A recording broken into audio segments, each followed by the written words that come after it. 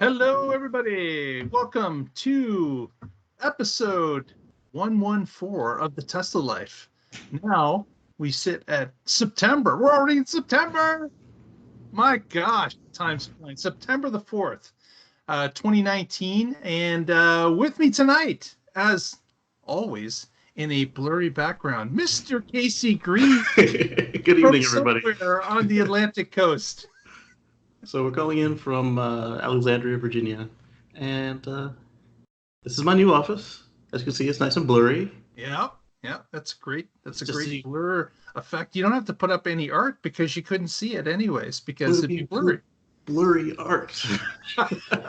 Some Picassos, Yeah, all blurry, weird looking, no problem. yeah. But basically, So, really, what it is, I didn't want you guys to see how. so Casey, Yeah, we've got this pressing hurricane coming up the coast. yeah. Is there any ideas to whether or not it will affect your area in the near future?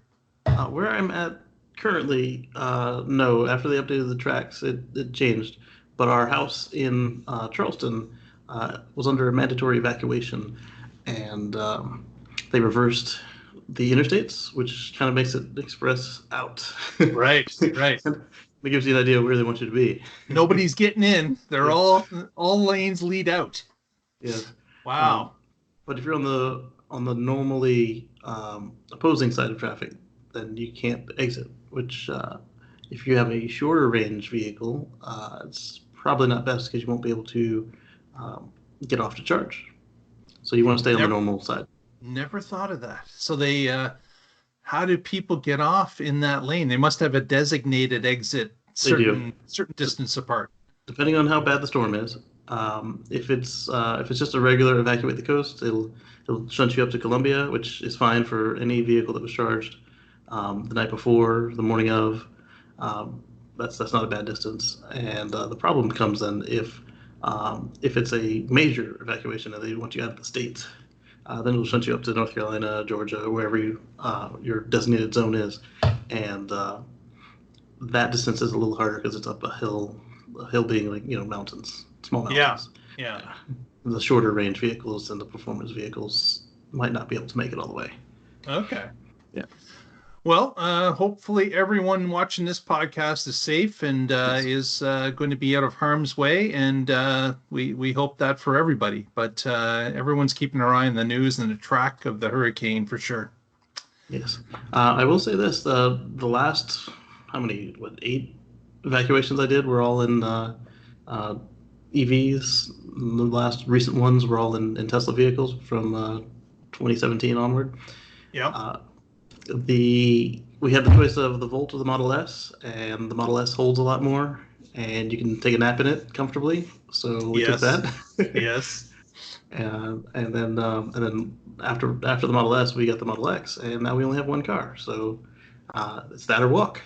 So I think you're doing better taking the X. Absolutely. yes, Yes. and so even though it's got the shorter range, it does all right. Good. Yeah. Good. Well, we got a ton of news as normal. Nothing surprising there in the world of Tesla. But we'll start with the Elon visit to Shanghai area, and of course, Elon was going to the World. I guess it was the World AI conference in Shanghai, where he was invited to speak. And actually, he did a speaking in front of the crowd with a Jack Ma from China, and they discussed a number of topics, including AI. Makes sense. It was an AI conference, as well as a little bit about other things such as electrified transportation, about the climate change, about what things were being affected in the Earth by man. Talked a little bit about Mars and space.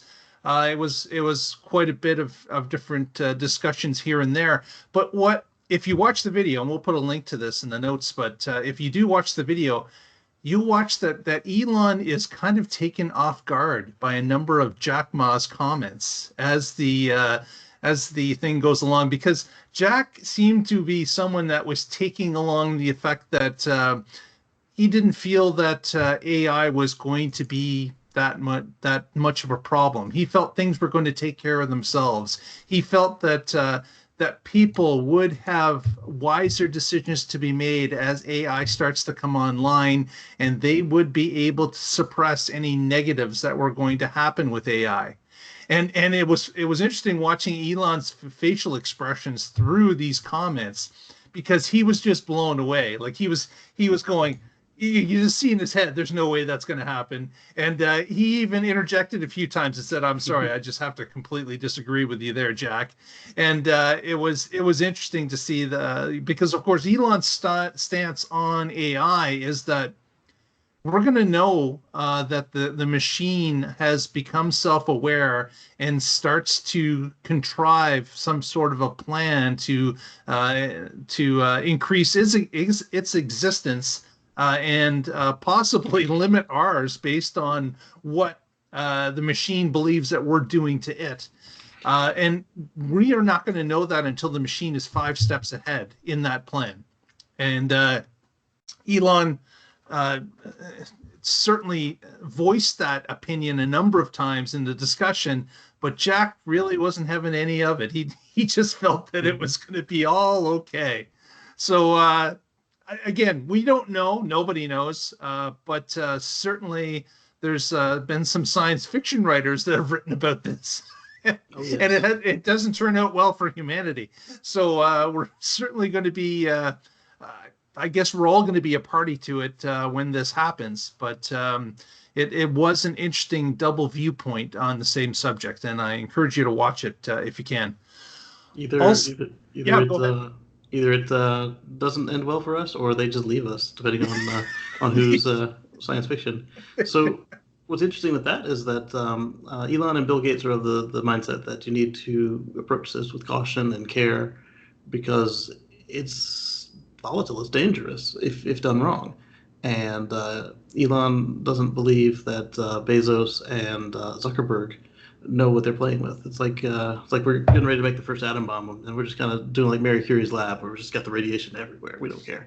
Yep. And then Gates and Musk are just like, you need to put some controls in. You need to step carefully, because once this thing is capable of general intelligence, super intelligence is not that far behind. And like you said, if we don't do it right, it might decide that we're a hindrance. Right. Yeah, we wouldn't want to be considered a hindrance if this thing had control over many things, like, I don't know, say the Defense Department, Right. or other things that could harm us. And that's the So, examples that he likes to give. He says, like, one of them is make us happy. So it finds us, injects us all with dopamine. Another is make me money. So what it's going to do is it's going to short consumer goods and start a war. yeah, Yeah. exactly. Yeah. If you So, just give it those simple commands, yeah, it can turn out really bad for us. exactly. Absolutely. And Absolutely. we need to hide those videos of those engineers kicking the Boston Robotics dogs. I watched a video on that just recently, and the interviewer asked if they felt kind of sorry for the robots that they were kicking, and the technician at Boston Dynamics indicated that, no, I made this. This is parts. This is machinery and parts. That's all this is. He's target Shouldn't number have any one. feeling towards it. Yeah. So you're right. They better hide those videos, because it's going to come back to haunt them, definitely. Just parts, am I? What will they talk about next? Exactly. The next, actually, what also happened, of course, is Elon visited the Gigafactory 3. The first Model 3 went on display at the WAIC conference. The one that was made at Giga 3 was displayed. It was a test run. Like, let's face it, a lot of it was manually put together, make sure things fit, panel gaps were fine, all that kind of stuff. We don't even know if it was a working unit, but it was all together. It had tires and wheels, and it looked good. So that's what it was there for. And also, Elon visited with a number of different Chinese officials and government officials from the surrounding area, and beyond. So we had a number of meetings, and that was interesting because of another story that's coming up later here today. Certainly. But to move on from that, something is happening in Europe, and Casey's going to tell us a little bit more about that. So there were a bunch of people complaining about the ships going from San Francisco to China had been rerouted, and how they were going to Europe. And well, first they were complaining they weren't going to China and they'd been rerouted, and then they turned up in Europe. And so we have an article here from Teslarati about how the Model 3 is keeping steady demand in Europe, and with China's upcoming price increase, the trade war, etc., blah blah blah. But I have a disclosure. I have a very small, long ownership in Tesla shares. I have no plans to initiate any trades in the next years. Well, now we're clear on that. Yes. It's tiny. You can count them on this many hands. So there's a steady demand in Europe for the Model 3, and obviously the Norwegian countries are leading the charge. Yes. So Norway, Sweden, certainly our countries are really on the uptick, receiving these cars, and it was expected to be, because of course Norway was the biggest consumer per capita in the world, I believe. And they have They continue to buy the cars in mass. So it'll be interesting to see. And actually, we don't have this as a story, but an add-on just here today was that there was a number of right-hand vehicles that were spotted now being driven by truck from Fremont to Philadelphia. Oh, wow. Because they're trying to get shipments out quicker to Britain, as opposed to taking the Panama Canal run on a boat. They're now shipping them across the country by auto carrier and then putting them on a boat to get over to the UK in a faster manner. Yeah. So again, that kind of indicates more demand as well. Yeah, that Panama trip. I mean, you can get a lot of cars through, but you have to have it planned down to the T. And if you get some cars that are just ready, you can catch the boat on the way out, or catch a different boat. Yeah.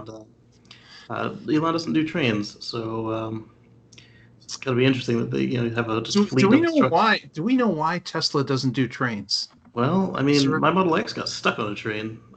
Probably has something to do with it. Not me personally, but just that same scenario where he needs it done, and they oh, you're the next load. It's time for my union break. Blah blah blah. Oh, okay. Yeah. Versus if one truck is late, it's not as bad as if a whole train is late. Yeah.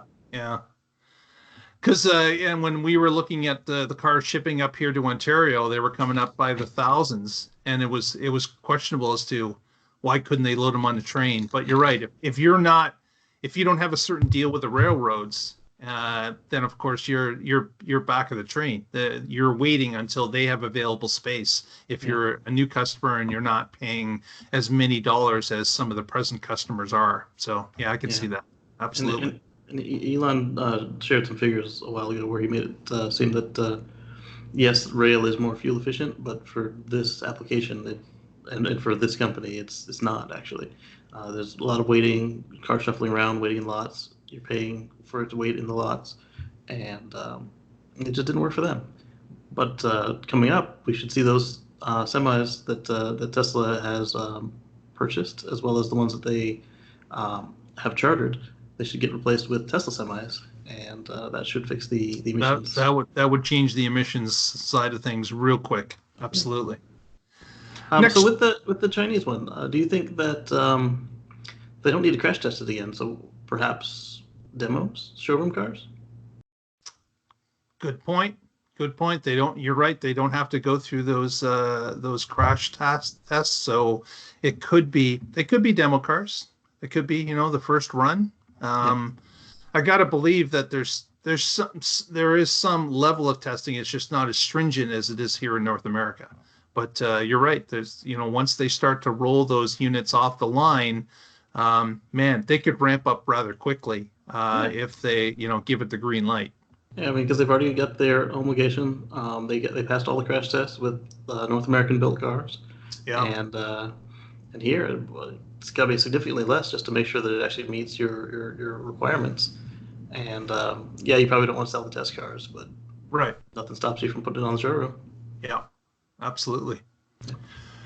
Next story, a little bit about group deliveries that Tesla's still testing out. Now, when I picked up my car back in, I guess it was May of last year, it was an interesting thing here in Ontario because, as I mentioned, thousands of cars were rolling in. They actually rented out a large convention center to give the cars to the clients. And what I experienced was that I went into an area with a group of maybe 30 other owners that were scheduled for, part of the morning. Mhm. And we all, after we were checked in, we were issued into an area where they were showing some videos about the car, common things, how to shift into gear, how to put it in reverse, how to do common things that may be a little bit different, how to eject the doors, all that kind of stuff was done on a big video screen with about 30 people sitting in rows watching it.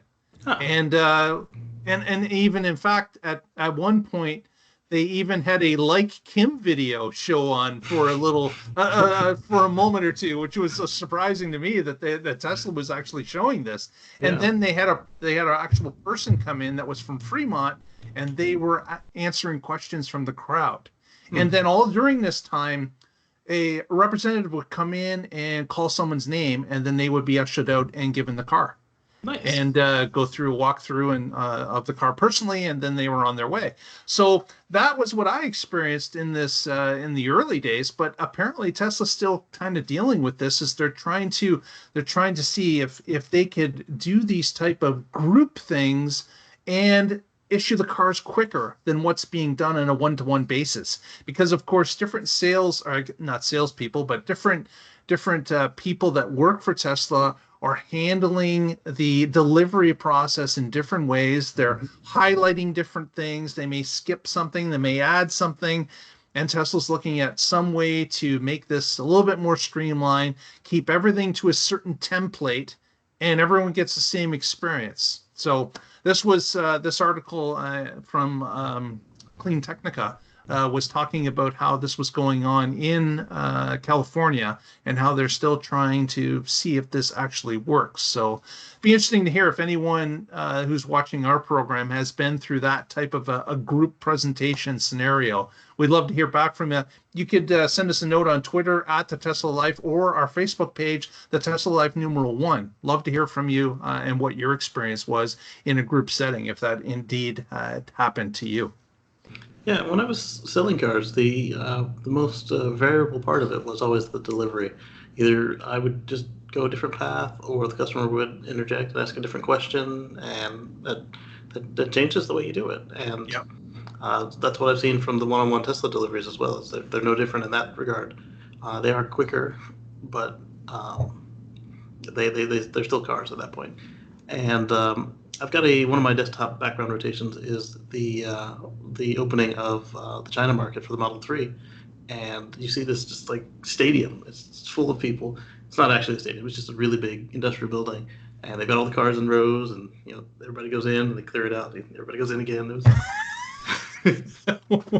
Well, that would be interesting to see in real life. That yes. that actually happening with that's such a large group. Exactly. And then the next day, the line to the DMV went whatever they called their DMV, obviously, went all the way around the block because everybody had to go get their authorization the next morning. And yeah. Okay, all right. So Tesla's not able to deliver that at the same time they deliver the car. They weren't at these initial deliveries. I don't know if they've streamlined it yet. Okay, Yeah.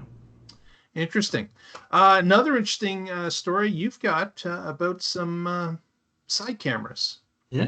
You were gonna do this one, right? I hadn't read it yet, but Oh no. Okay, sorry.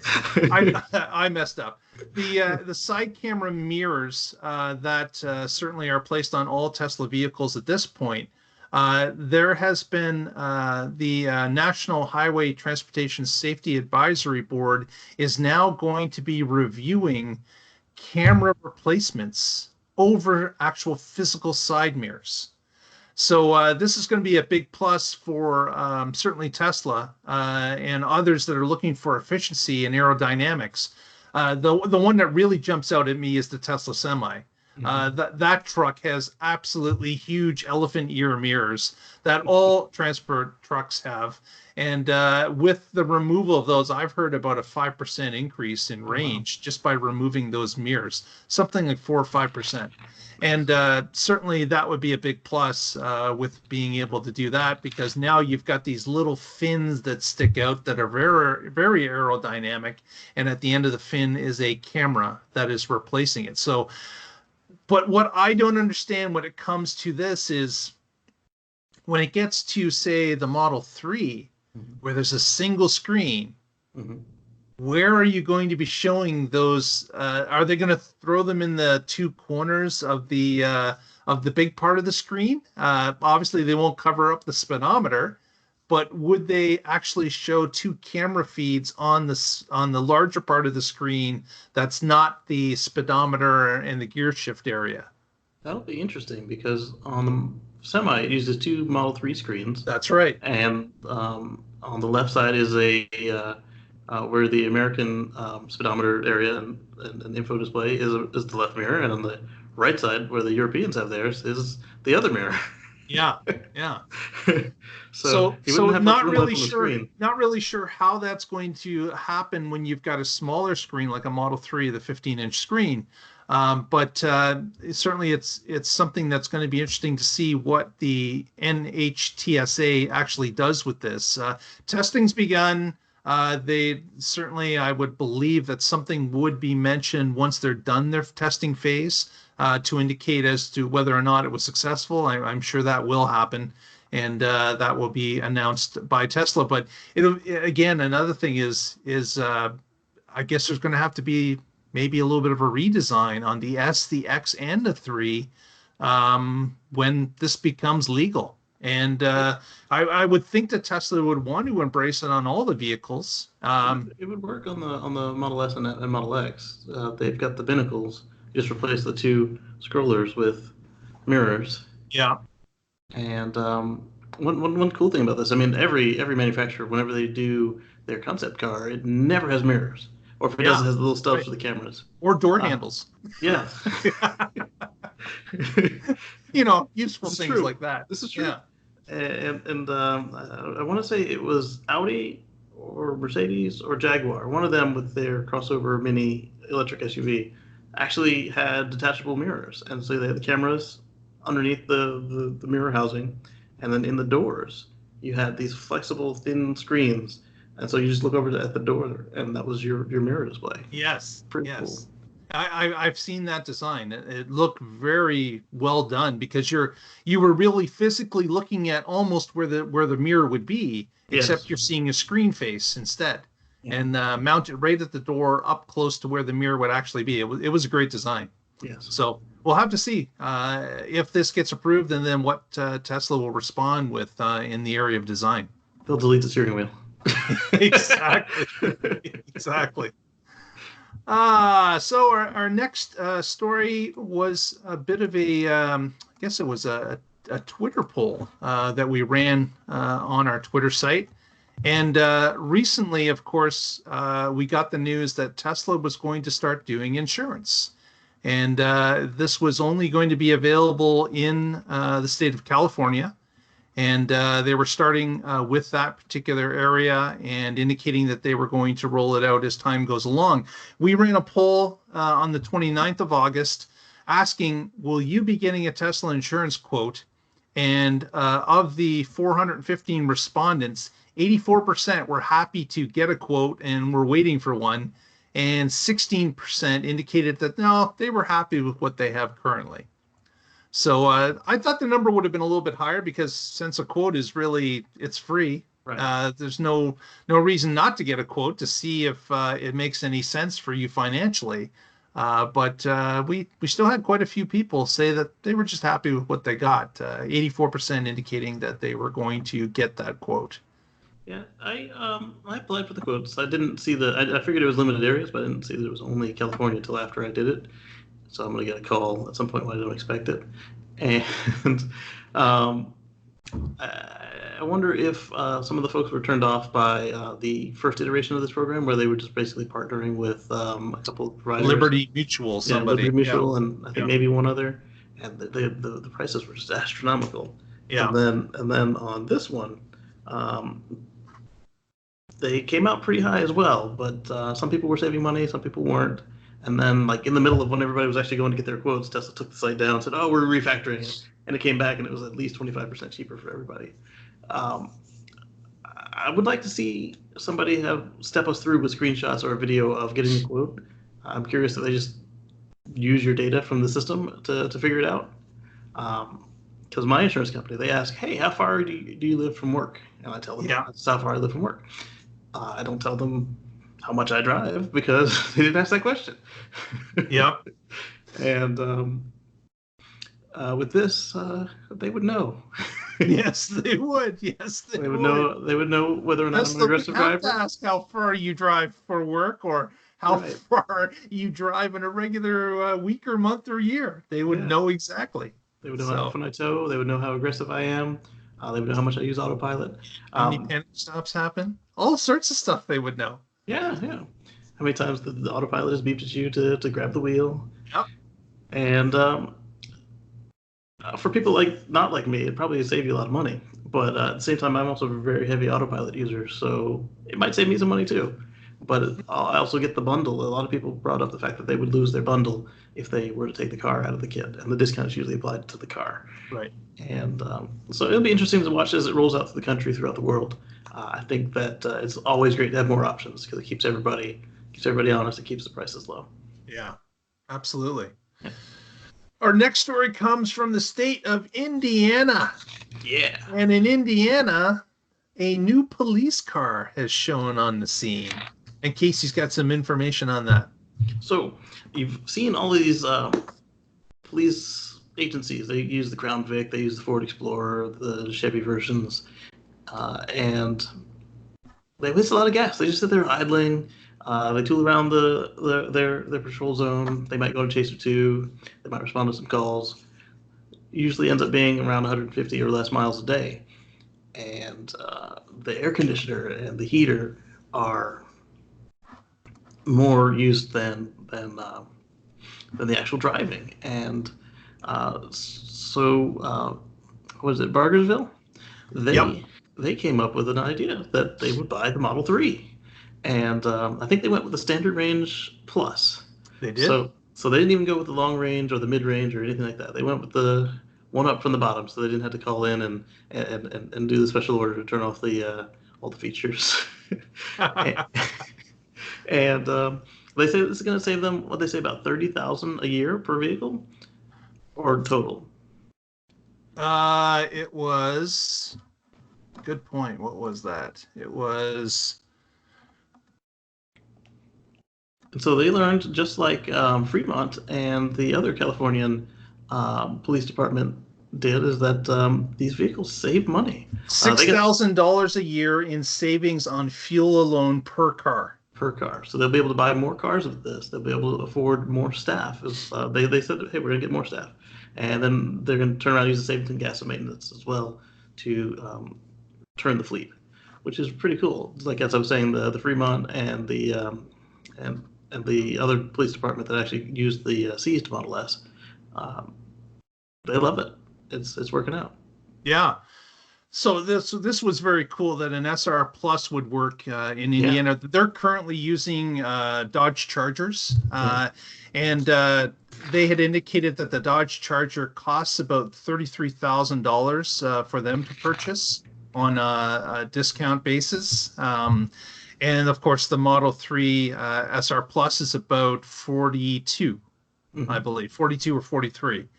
So with the $6,000 in fuel savings over every year, they're actually going to be able to pay the car off and go towards purchasing a new one with the money savings that they're getting for the car over its lifetime, which is about 6 years. Yeah. So, six times six, you're looking at $36,000 they're going to be able to recoup over the 6 years of active duty. So this six Um, years is interesting as well. So unless they went with a lease or a special finance program, they're going to find out that the car actually lasts longer than that. Yeah, yeah, Yeah. it certainly could. It certainly could. And what the other interesting thing is that they found that the tires are cheaper, Yeah. and of course, maintenance is cheaper. Yes. So the brakes, the tires, the brakes, and general maintenance, as well as insurance costs, are slightly less, a little bit less. Well, it's a safer But car too. yeah, but and of course, this car has been completely rebuilt. Yeah. This car has been gutted on the inside. The seats in the back have been removed. It is designed like a police car would be. A cage would have to be installed. The lights, obviously, and sirens have been added. Some electronics, and it's going to have to be beefed up on the inside somewhat in order to be an actual police car.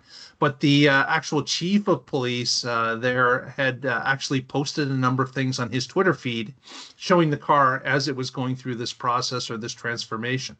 So it did get the police treatment. Now, some have said this car is not suited for police chases. It's not suited for something like someone indicated that the police cars are rated for hitting a curb at a certain speed, allowing, and the tires are designed to be able to hit a curb at a certain speed. So, again, different police forces, different rules and regulations. But obviously, if you're in a small town in Indiana, where this is, which is basically it's a suburb of Indianapolis, is where this is located. It's just south of Indianapolis. The question becomes is in that suburb community, there's not a lot of police chases. They're not, they're not going out on a road and chasing an OJ Simpson, or something crazy is not happening on a regular basis. And actually, even if you look at the OJ Simpson case, that was only like a 75-mile chase. So an At SR 5 miles plus an hour. yeah, and an SR plus would be loving a 5 mile an hour cruise for 75 miles. That would just give them longer range. Yes. But again, the radio's always faster than the car anyways. Exactly. You're able to radio ahead. You let people know that we got to set up a blockade, or there's other people coming onto the highway to chase this guy down. And it's not like a regular gas car. It's not like they can follow a car forever anyways. They have to get off the road and refuel. Those Dodge Chargers are certainly fuel suckers. They're not going to get like great mileage when they're chasing somebody on the highway going 90 miles an hour. Plus, So they don't start every shift full. They start every exactly. shift at wherever they left it. Exactly, exactly. And people were saying, well, the car would have an issue in, what if an officer wants to charge or has to charge? It's like, okay, he goes to the Supercharge supercharger, it. he stays for 20 minutes, and he's good for the rest of the shift. Like, Yeah. it seems like it's a match perfectly made for a police cruiser. Yeah. So the particular town here has ordered one, and now they've ordered four more. So they're going to replace, and that's the whole fleet, I believe, it's 5 cars. So All right. they're replacing them all with the Model 3 SR Plus, and we hope to hear some more information from them as time goes along. Those are super stealthy. Somebody pointed out that they're getting them before the noisemaker requirement goes into effect. So at night, you won't. That's right. That's right. I'm sure a police department could figure Clip a a way couple to wires. make that more silent if there was a pedestrian noise on it. But Yeah. absolutely. They went with the stealth light bar install, and they're lucky that I already am tuned to look for Teslas because. So if you're in South Indianapolis, keep your eyes peeled because these cruisers are now operating on the roads.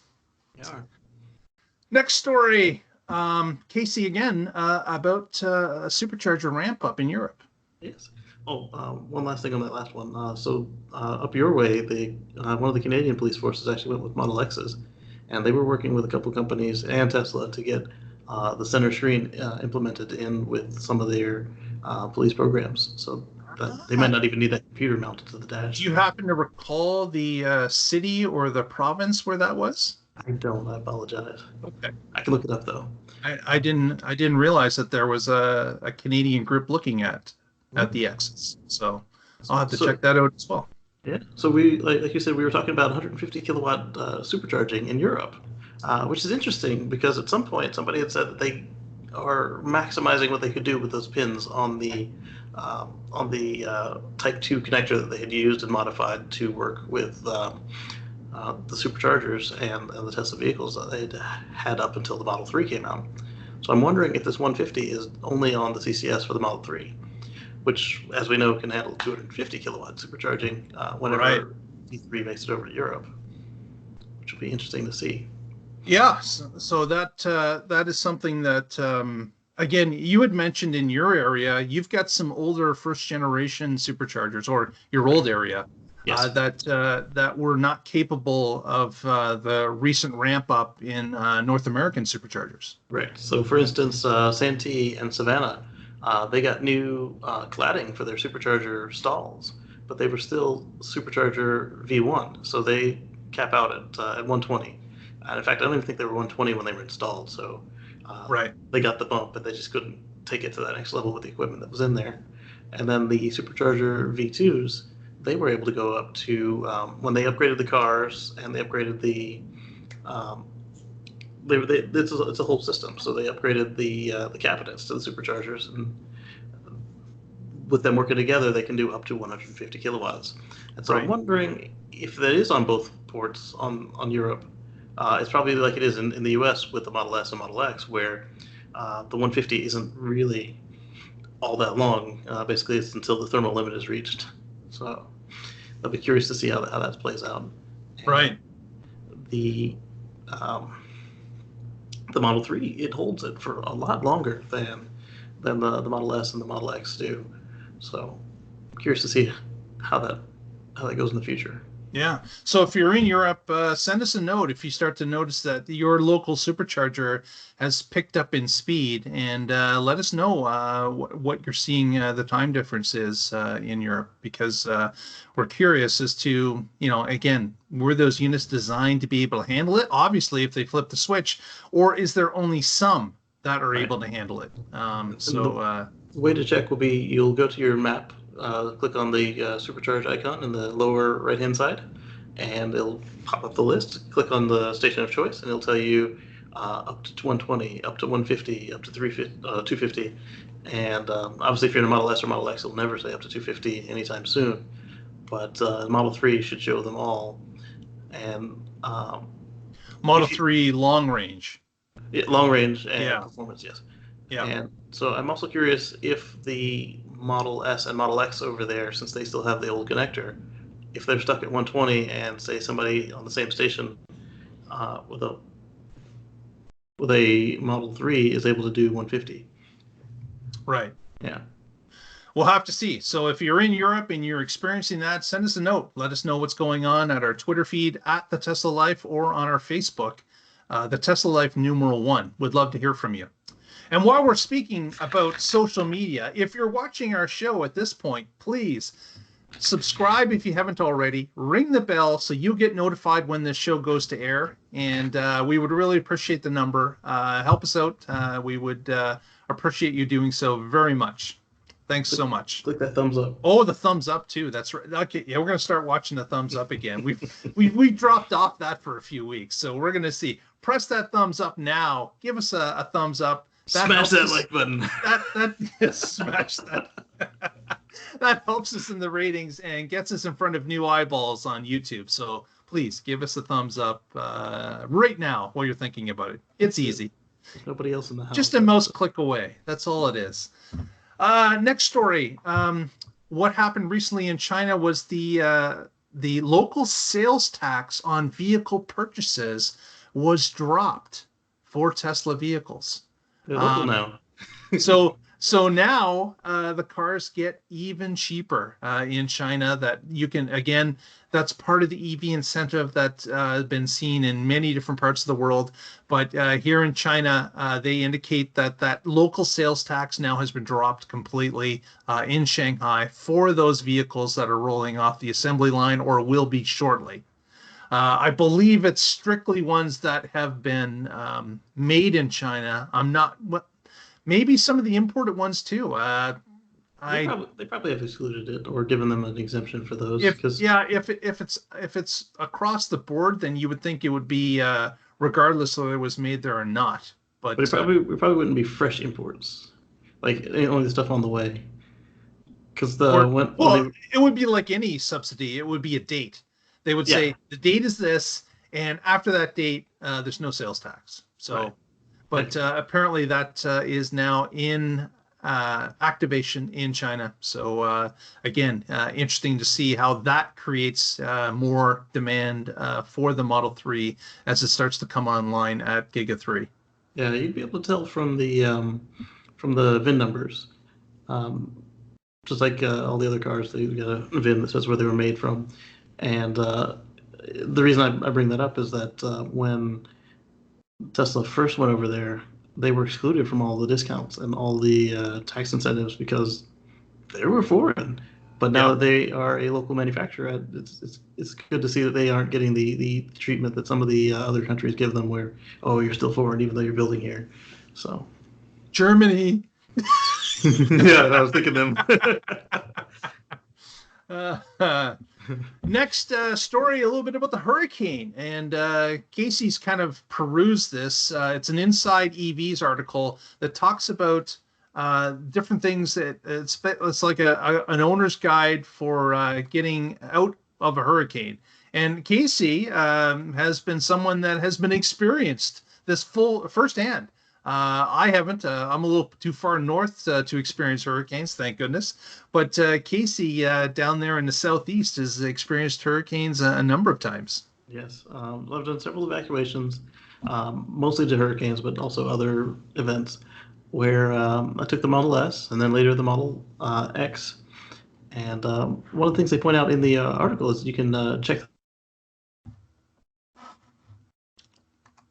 Nope. And it looks like Casey might have frozen. Here we are at about 41 minutes in. Super. Oh, he's coming back. Now he's back. It was a buffering problem. You're Oh, back. buffering. Okay. What did you hear last? You talked a little bit about you leaving in Yes. hurricane conditions. So a couple times I've used the S and the X to get out. And so in the article, they talk about checking the supercharger status. We talked about that with Europe, with the asking them to let us know about the 150. What interesting thing was all of the stations around Charleston, both in the app and on the website and on the phone, they all showed offline yesterday. So Oh, it made people's that's plan. not good. Yeah, it made people's planning a little interesting. But one of our club members is a Tesla Mobile Ranger, and he logged in and checked and said they're all good. And apparently, it's a feature where Tesla wants you to actually call in to make sure that it is working before you go. I guess because of the stage of evacuation they had been in at that point. I had never seen that before. Usually, it just tells you if it's got power or not. So, like when Lumberton flooded and when another North Carolina supercharger became inaccessible or lost power, it would just go to not available to you, and the car would route around it. Another thing they say is you want to make sure you plan ahead. Thankfully, most hurricanes are pretty slow moving. You can get ready. You want to have your car plugged in as much as possible. If you normally have a 70-80% charge, you maybe want to bump it up to 90 just in case you lose power. My favorite thing to do is charge it up to 90, and if I am planning to actually get out that next morning when we're all getting ready, I'll bump it up to 95. And that usually gives me enough to get out of the state, unless the state's like Hawaii, Alaska, or Texas. Just because they're so big, or islands. Yeah, And Hawaii's not that big. It's just a problem getting off of it. Yeah. yes. And so the goal isn't necessarily to make it to your destination without having to stop to charge, because that's I haven't found on the East Coast evacuating to have a problem with lines at the supercharger. The closest thing I came to a line at the supercharger was actually returning from Hurricane Florence, to pick up the Model X. The Savannah supercharger, it's a Gen 1 supercharger, and it's had some issues for the last year and a half where it doesn't actually charge at 100 kilowatts even. And some folks have decided they were going to just sit down and have a leisurely meal. and there were only normally 6 stalls there, but we were down to 4 or 5 this particular day, and so there were only 3 open, and they were all shared. And a friend of mine had just pulled off, and he unplugged, and then we took the spot real quick, and so it was maybe 15 minutes of wait time. The only other time I had to wait for a supercharger was at Lumberton, because it's a 4 stall, and one of them was broken, and it's pretty fun whenever you have to have a line for Teslas. Everybody got out of the car. We were all talking. Somebody always keeps track of whose spot it is in Someone's line. marshaling. Yeah. Yes, exactly. Yeah, absolutely. But you get to take advantage of everybody. That is the great thing with the Tesla community. I found is that wherever I went at a supercharger, there was always someone there that was willing to talk and discuss a little bit. It seemed to be no matter where I had gone, it was a great atmosphere. People, and I found that too with the Volt. Yes. If at a regular charger, was that there seems to be a lot of friendly people that own EVs, and they're happy to help out and discuss at any time. Yeah, I found very few aggressive or, I mean, by nature, there you find more introverted people, but they're not too many just jarring, terrible experiences with it. I've had 1 or 2 in the 5 years I've been a Tesla fan, Yeah. and our experience evacuating in first the Volt, then the 2 Teslas has been way better than it was evacuating in a gasoline powered hybrid. The lines, they're like I said, we had one line that was 5 minutes long one time on return, not on an exit. Yeah. And in the gas, you'll have the lines, especially at the less expensive stations, or as the stations start to run out of fuel, the lines will go around the block. Yep. And people will be losing their minds and their tempers. Yes, Yep. especially the tempers. Yeah. And some folks were complaining that South Carolina was evacuating so early, but they had had an experience in the past where people were stuck on the road, and we can't have that. And then was it Houston a couple years ago where people died on the road because. So it's better, better safe than sorry. So Yeah, plan ahead and better earlier than late as well. Yes, exactly. Absolutely. So Absolutely. What if you had to take off for a little bit? At least everybody made it out okay. Yeah. But the other thing with this is just go slow. So if you know that the supercharger nearest you is out and you've already topped up, but you're going to need the next one, just keep it below 55. There'll probably be traffic on the road anyway, and just it's something we learned with the hypermiling and eco driving. Just smooth motions. You don't have to tailgate any trucks or anything. Just leave room to coast to a stop, accelerate gently, and you'll be fine. Exactly. Pay attention to local authorities. Keep the news on hand, because situations can change like that in these natural disasters. So listen to that radio, keep abreast of the situation as to what's going on, and follow direction. But get out of there safely, and we hope that everyone that's on the road currently will get to their destination safely and back to their homes in short order. Yeah. Next story, we've got one about the non-leather wheel becoming standard in the Model 3. And my question to you, Casey, is what on earth are the PETA people going to do at the next shareholders? I'm wondering. Because Elon, of course, it says you still have a leather wheel on the Model S and Model X. So when are they going away? PETA, the animal rights community, always shows up at the Tesla shareholders meeting once a year and ask about getting to the point where where all Teslas really have no animal or animal byproducts in them at all. And most recently, this past 6 months ago, while they were going through again, PETA showed up and said, "We understand that the Model 3 still has a leather steering wheel. When will that be eliminated?" And Elon was a little bit cagey. He didn't come right out and say, "We're getting rid of it." He indicated that there was issues with it, with the current non-leather steering wheel, that it didn't wear as well, it didn't clean as well. There were issues with that particular variant. But it was announced just this week that now the non-leather wheel will be the standard in the car. And of course, a number of people indicate, well, I have a Model 3. I would like a non-leather wheel. Well, you can get that non-leather wheel, but it's going to cost you $600 to Oh, replace. So jeez. you're going to have to really want the non-leather wheel Plus, in you've already order to killed the pay out cow. that amount of money. Yeah, it's not like the cow's coming back. Yeah. Uh, he's he's done. So again, interesting that that now the seats were the first thing to go and the first largest major component, and now finally the last bit is on the steering wheel, which is now have been eliminated. So you've now got a non-leather being used anywhere in the Model 3, and of course the S and X have been that way for a little while. So the SNX still have the leather wheel as well, but I, I have to say, my Model S had the what they call it, the Napa leather, and my Model X has the vegan white, and the vegan seats feel so much better, and they're so much easier to clean than the cowskin was. And both my original seats and the replacement driver seat, they had some blemishes on them. Like, it's a real live animal. It's gonna brush up against the barbed wire, and yeah, it's gonna have a scar.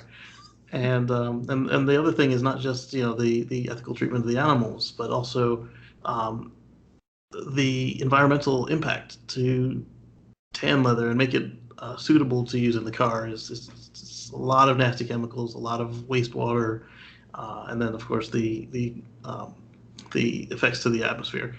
And he had said that the reason they kept the leather steering wheel for so long was just for durability. And I mean, it's skin. You're touching it with skin.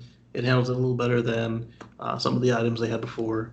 And with the previous vegan option, was they just didn't put a cover on the steering wheel, so you had that rubber.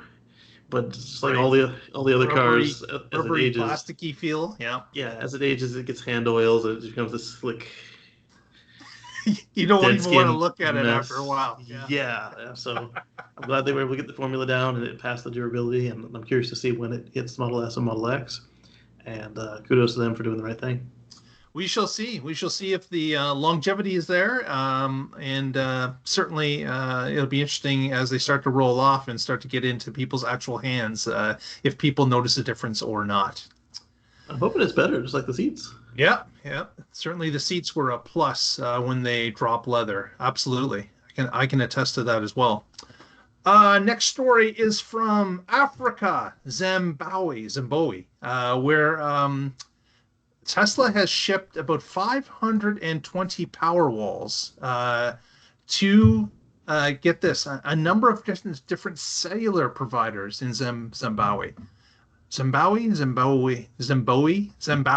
I I'm like going to to go hear it with called Zimbabwe. Zimbabwe. Zimbabwe. And what they have done is they're powering up different cell sites throughout the country and using them as backups to make sure that the power is clean, the power is running consistently, and it's not damaging any of the equipment that's running cell towers. And what it's so important for in this country, in Africa, is that Africa is not wired like North America. North America's got everything was wired first. We had telephone lines, everything was copper that plugged into copper to get the signals across, and then we added a cell network after the fact. So we always had a copper backbone. But in Africa, that does not exist.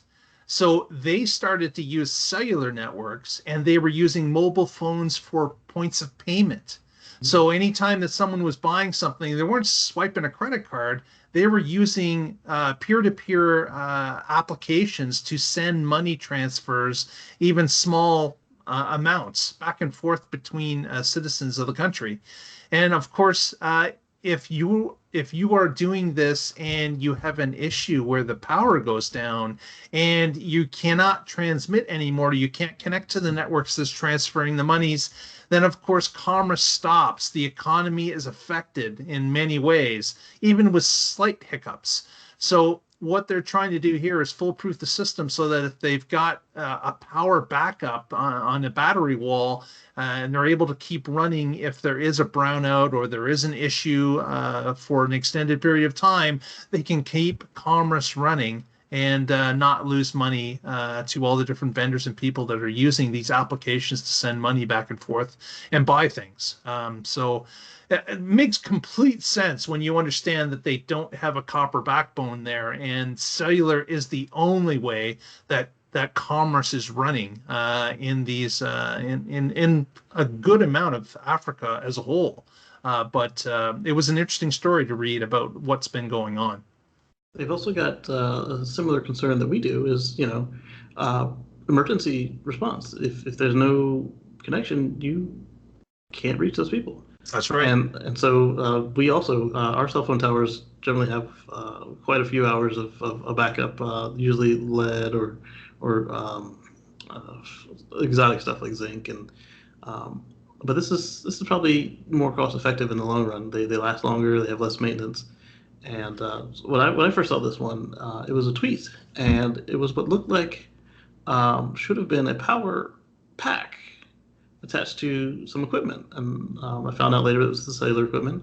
I was like, well, why didn't they use a power pack? And I thought, well, this is probably right sizing it. So you're using a power wall instead of a power pack based on the draw you have to deal with. Exactly. But what was funny is I still thought it should have been a power pack because the one I saw was like it was a power wall in a cage. So it was the cage was the same size as the power pack. It's like, is that temporary? And then I read into it and I was like, no, that still makes more sense because it is the right size. It saves money. You can deploy to more sites when you spend less money on. Because the power pack would be overkill. That thing would run for a month with no grid. Yeah, exactly. Yeah. Exactly. So these multiple stations, the Powerwall is probably the right size for the solution. Absolutely. Yeah. Absolutely. Our next and final story of the evening was an update from basically last night. Elon, on the Twitter feed, as he loves to do, decided to go on a bit of a tyrant about version 10 software update. So he was talking about different pieces of it, and I'll just go and get into some of it. He indicated that the Smart Summon, of course, is going to be the biggest change to the system, as well as the mobile app. They had to basically modify the app with a whole new interface and able to, so it could handle the new features of Smart Summon. So there is an article we're reading from here from Electric. They've got a number of photos that you can link to when you go read the article. But it is interesting that many different modifications and actually a whole different subsection had to be written to operate on the app for the Smart Summon feature. He also indicated that the I'm feeling lucky button and the I'm feeling hungry button will appear on the Tesla navigation.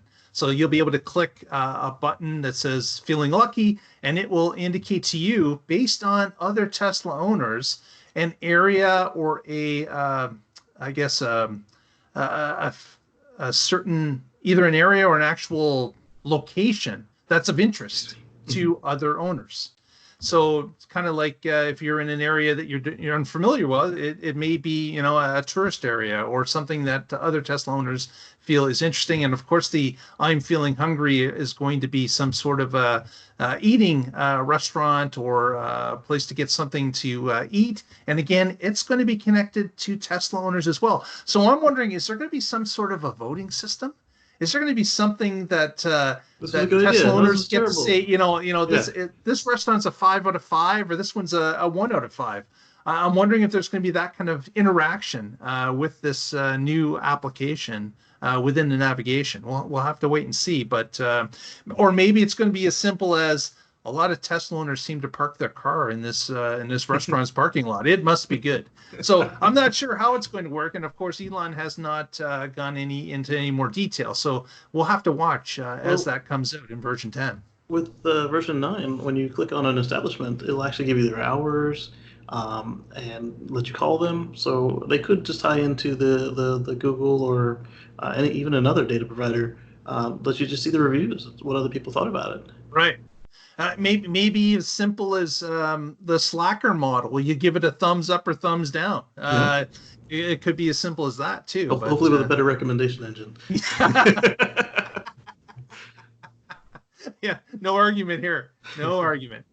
Another thing that's going to be added apparently is the rear footage camera for of course Century mode. Right now we've only got the three fields of view: left side, right side, and front. Apparently the back camera will now be rolled into Century mode as well. So that would be excellent. It's a field of vision that's completely lost to Century mode currently, and it's rather a large field of vision that's lost. So that's going to be fantastic to have that fourth camera active in Century mode. If we think we're catching the thieves now, there should be a 25% increase just based on odds. So we'll have to see. Another thing of interest coming in version 10, of course, is the car karaoke mode. We don't know exactly how that's going to work, but you can use your imagination singing along to the words showing up on the screen. I could definitely see that as people are driving along. And of course, the long-awaited party mode is coming. Now, what the heck is party mode besides being the car being able to maybe roll down the windows and pump up the music so people could, party on the outside of the car? Is that what this basically is? It's like mode. It's like a portable stereo system on wheels that rolls into a party, and you could listen to a number of different selections from probably the outside of the car using maybe your mobile phone to select things. That would be really nice if you could actually do some selections. Yeah, they gave us phone control for skip forward and skip back, so it's just the next step now. Wouldn't it be cool to be able to type into Slacker or Spotify what you wanted, and it would come up on the phone and then play in the car? That would be very cool. It'll also turn on the PowerPoints and the USB ports. So again, we're not really sure about all the different interactions, but that's what makes it a surprise. So that's coming. And they also indicated that they're working on the smart AC charging feature and the video game packs, which will be added to some games. So some other tidbits that are coming with version 10. So smart charging sounds more interesting to me than the games, but the games are fun. Yeah. So Elon, where's my beta? You promised. Yeah, Casey's still asking for the beta. Exactly. You said early purchasers. Early than me. Casey's no one's earlier than Casey. So let's get Casey that early access. Without hearing me whine about it. Yeah, exactly. So all sorts of stuff coming with version 10, and of course the timeline isn't locked in. We are still a few weeks away. Some people say end of September. Other people are saying beginning of October. We don't really know, but it should be within that range. 6 weeks, 1 year, definitely. Anywhere between 1 week and 1 year. We're in there somewhere. And another thing that's coming, of course, that has been a little bit quiet lately is the Tesla or the Tesla pickup. That's coming. There's going to be some sort of announcement about an event that will be coming up for the unveiling of the Tesla pickup, and we can hardly wait. I really want to see what this pickup is like, but that's another thing we can look forward to as well. Netflix, YouTube, the ability to peer through any camera. I don't know what he meant by that, but it sounds cool. I imagine it's like you pick one of your 9 cameras or 8 cameras, and you can say, I want to look out the right side. There was also the YouTube and of course the Netflix at Wi-Fi spots. Yep. So that's another thing. In park. Yeah. Good call. So that's. Oh, and Smart Summons. Yeah. Oh, okay. Yeah. Well, I mean, the fact that Smart Summon has a name now, it's like because Elon's called all kinds of things, and apparently they've settled on Smart Summon.